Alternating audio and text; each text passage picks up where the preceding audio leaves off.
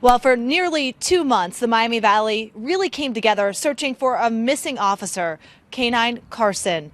But in December, he went missing and he is finally back reunited with his owner. Officer Jerry Pop of the Wilmington Police Department. Both Karson and Officer Pop are live this morning, and I'm sure you are relieved. It's been kind of a week and a half, so to speak, as to when he came back. Right. It's been almost, it's a little bit over 2 weeks now, and it's been a nightmare, but finally we're starting to settle back into home and back into training, and he's gone back to work last Monday, so he's had a week on the job now. And you've been traveling around talking to people about Karson, really spreading awareness when he went missing, and now that he's back, you're also talking to folks too.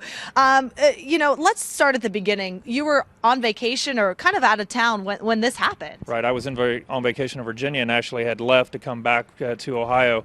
I was about an hour into my ride home. I had 5 hours to go when I got the call from the kennel that he had escaped, and I was in shock. And first thing I did was contact my other canine handlers that I train with, and they responded out to start looking for him.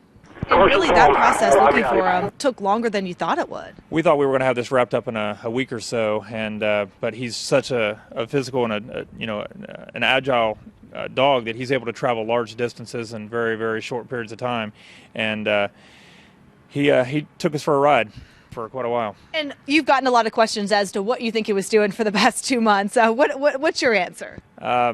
I wish he could tell me. I've had everything from, was he abducted, did someone keep him? I had someone ask me the other night, do you think a UFO landed and abducted him? And the answer is no, right? The answer is no, I'm pretty sure, but if he got abducted by a UFO, I sure wish he could tell me. But no, I wish I could get into his head and he could tell me what all adventures he went through and the things that he did. He'd probably be in a lot of trouble, though, with the things he'd tell me.